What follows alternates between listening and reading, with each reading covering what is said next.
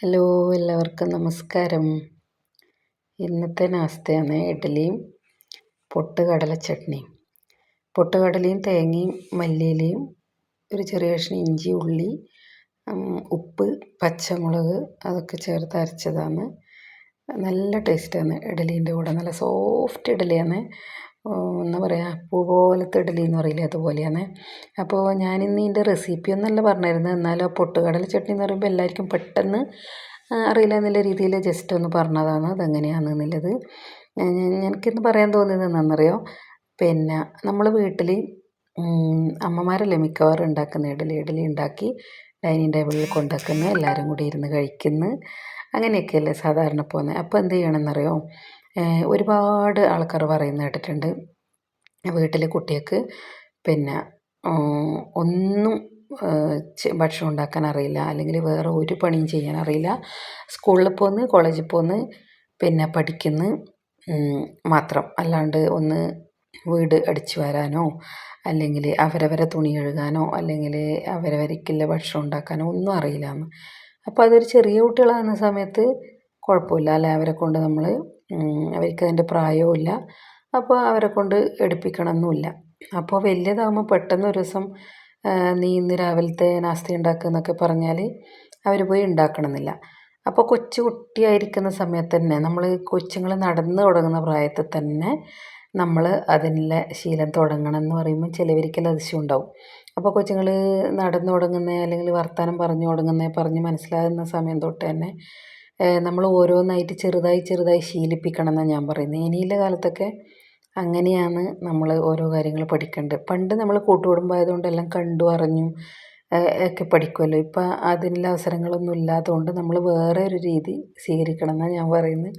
ഇപ്പോൾ കുഞ്ഞു കുട്ടി ഞാൻ പറയാം നടന്നു തുടങ്ങുന്ന പ്രായം, അപ്പോൾ അവർ അവിടെ ഇവിടെയും കാണുന്ന സാധനങ്ങൾ എടുത്ത് നമ്മളെ കയ്യിൽ കൊണ്ടു തരില്ലേ. അപ്പോൾ അവരോട് നമ്മൾ മോളെ ആ ഗ്ലാസ് എടുത്ത് വാ എന്ന് പറയുമ്പോൾ കൊച്ചിനത് ഗ്ലാസ്സാണെന്ന് മനസ്സിലാവും, നമ്മളെ കയ്യിലെടുത്തുകൊണ്ട് തരും അല്ലേ. അതേപോലെ കൊച്ചിനെ പണി എടുപ്പിക്കാൻ അങ്ങനെ ശീലിപ്പിക്കണം ചെറിയ കുട്ടികളെ. അപ്പോൾ വലിയതായിട്ടാകുമ്പോൾ ഇപ്പോൾ നമ്മൾ ഉദാഹരണത്തിന് ഇഡ്ഡലിയാണ് ഉണ്ടാക്കുന്നുണ്ടെങ്കിൽ നമ്മൾ തലേദിവസം വെള്ളത്തിൽ കുതിർത്ത് വെക്കുമല്ലോ. അപ്പോൾ കൊച്ചുങ്ങളെ വിളിക്കുക, ഇങ്ങോട്ട് വാ. എങ്ങനെയായാലും നമ്മൾ സാധാരണ പണ്ടത്തെ അമ്മമാർ എന്താ പറയുക, വേറൊരു വീട്ടിൽ പോയി നിൽക്കേണ്ടതാണ്. പിന്നെ അവിടെ നിന്ന് പിന്നെ കല്ല് പോലത്തെ ഇഡ്ഡലി ഉണ്ടാക്കിയാൽ അവർ പറയുന്നതെല്ലാം കേൾക്കേണ്ടി വരും. അതുകൊണ്ട് പിന്നെ വന്ന് പഠിക്ക് എന്ന് പറയും. അത് അങ്ങനെയൊന്നും നമ്മൾ കുട്ടികളോട് പറയണ്ട. നമ്മൾ വേറെ വീട്ടിൽ പോയി നിൽക്കേണ്ടതാണ്, നമ്മൾ അവർക്ക് ഭക്ഷണം ഉണ്ടാക്കി കൊടുക്കേണ്ടതാണ്, അതൊന്നും നമ്മൾ ചിന്തിക്കണ്ട.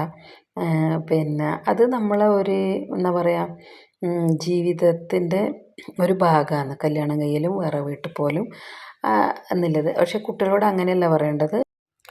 നമ്മൾ പറയേണ്ടത് എങ്ങനെയായാലും നമുക്ക് എപ്പോഴും അച്ഛനും അമ്മയും അല്ലെങ്കിൽ അമ്മ ഭക്ഷണം ഉണ്ടാക്കി തരണം എന്നില്ല. അപ്പോൾ നമ്മൾ പുറത്ത് പോകുന്നു പഠിക്കാൻ പോകുന്നു, എങ്ങനെയായാലും രാവിലെ നമ്മളൊരു നാസ്ത കഴിക്കണമല്ലോ. അപ്പോൾ ഓരോരോ നാസ്തയായിട്ട് നമുക്ക് പഠിക്കണം. അപ്പോൾ വീട്ടിൽ ഉണ്ടാക്കുമ്പോൾ നമ്മൾ ഓരോന്നായിട്ട് ഇങ്ങനെ പഠിച്ചു വെച്ചാൽ നമുക്ക് എപ്പോഴും പുറത്തുനിന്ന് ഓർഡർ ചെയ്ത് കഴിക്കാനൊന്നും പറ്റില്ലല്ലോ.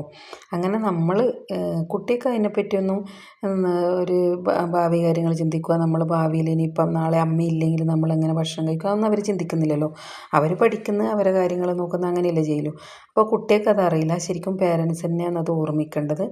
അപ്പോൾ പിന്നെ നമ്മൾ തന്നെ പ്രത്യേകിച്ച് ഞാൻ അമ്മമാരെ തന്നെ പറയും, അമ്മമാർ തന്നെ, എൻ്റെ ഒരു അഭിപ്രായം, വ്യക്തിപരമായ അഭിപ്രായമാണ്, അമ്മമാർ തന്നെ അച്ഛന്മാർക്കും പറയാം, കുട്ടികളെ വിളിച്ച് സ്നേഹത്തോടെ പറയണം. സ്നേഹത്തോടെ വിളിച്ച് മോളെ പിന്നെ ഇഡ്ഡലി ഉണ്ടാക്കുന്നത് ഇങ്ങനെയാണ്, നമ്മൾ തലേദിവസം ഇത്ര അരി വെള്ളത്തിലിടും, ഇത്ര ഉഴുന്നിടും, ഇങ്ങനെയാണ് അരച്ച് വെക്കേണ്ടത്, അങ്ങനെ അരച്ച് വെക്കുന്നത് കാണിച്ച് പിറ്റേ ദിവസം അത് പൊങ്ങി വന്നതും അങ്ങനെയെല്ലാം കാണിച്ച് അത് ഉണ്ടാക്കുന്നത് കാണിക്കുക, എന്നിട്ട് സെർവ് ചെയ്യുന്നത് കാണിക്കുക.